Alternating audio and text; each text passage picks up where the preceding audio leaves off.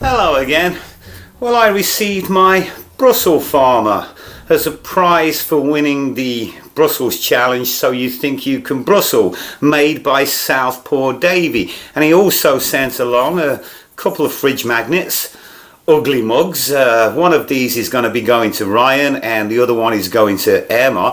I've had the envelope written out for a couple of weeks now, Emma. I've not got it in the post, but I will get it off very soon. It's on its way. Now, Southpaw Davy, he's been in the wars recently. I'm not quite sure what's happened, but he's got some kind of blockage of, I don't know, a blocked artery or something like that. Something to do with varicose veins, I don't know. But anyway, he's going for an operation on Monday. And seriously, Davey, the best of luck with it, mate. Let us know how it goes on, and we're thinking of you. But this little character, he's absolutely fantastic. For some reason, I really like his cap. Alright, so this week, let's start in the greenhouse.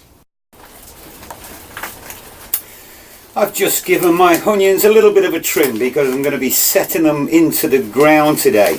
I got all of my onions going back at the end of December on the winter solstice, and most of them I grew inside under lights. But I did set one tray aside and brought out into the cold greenhouse in late December just to see if they'd grow and to see how they would compare come springtime. And well, they don't really compare, do they?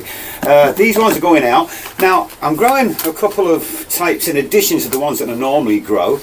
A type called Bedfordshire Champion, which I've never grown before, and a type called High Keeper, which is apparently a good storage onion.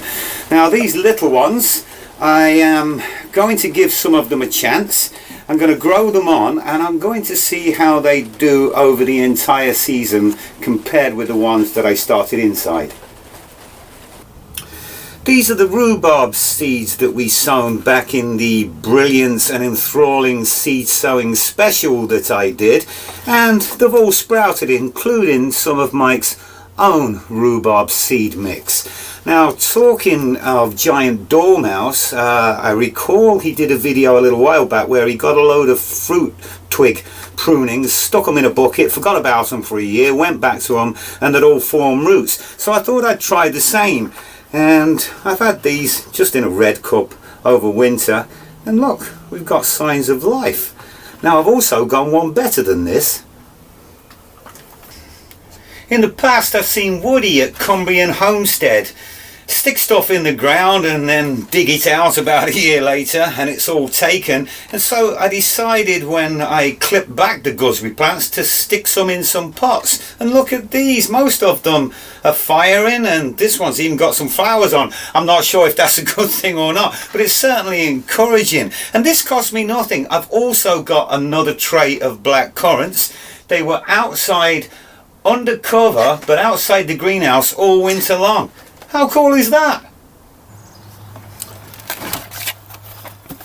This is a 30-litre pot with handles, and in these pots you would pay brand new probably about $5 for that. And the 55-litre or 50-litre, this one's 50 litres, a little bit more, and this one's a 15 gallons, so say about 55 litres. They cost a fortune. Well, I was down at the nursery the other day and I was just talking to somebody, and they were saying that they sell off their old pots at a fraction of the price. And I picked up, I only found 10 of these 30-litre pots with handles, and that cost me just over $1 a piece, so say about 65 pence. This one was probably about $1.20, so I don't know, say about 75 pence. And these are about the same. These ones I really love. They've got absolutely fantastic sturdy handles on them, and if you drop a 30-litre pot inside you can see how big they really are. Now I've already potted my spuds up for this year, but I will use these for probably growing tomatoes and peppers, and I'll probably just leave that soil in there, and next year I'll tip it out, rejuvenate it a bit and use it for my spuds. What a bargain. If you're after a bargain on pots, don't be afraid to talk to the people at the nurseries. bottle, carrot, carrot, bottle.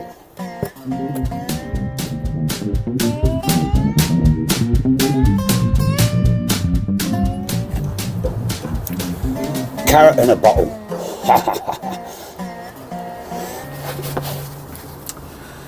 I replaced this bed last week because the cedar, the roots had got into the bed and completely taken it over. Nothing would grow in there. So I cut back the roots, built the bed, and I've just come to plant up my herb garden, and it's taken over this one too. I'm going to have to cut out this whole root. I'm going to have to empty at least a part of this bed out and refill it. And it's a job I really don't want to be doing at this time of year.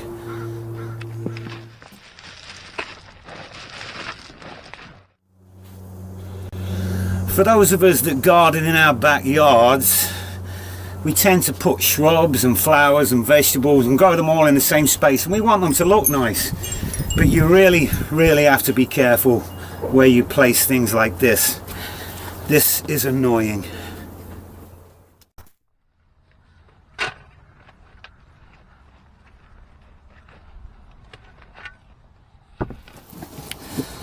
Now that's interesting. I had put a weed barrier down underneath this bed, and yet somehow the root has still managed to find its way through. I think I have a huge decision to make. Well, this bit's clear of roots, so it seems like it's only this corner that's affected, and I was probably lucky I caught it. I'm not gonna do anything too drastic. I'll just put a lot of this back and hope for the best for this year.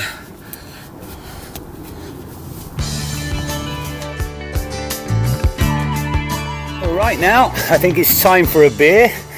I've not thought of a name for this little fella yet, but I'm leaning towards Little Willie. Let me know what you think. Cheers.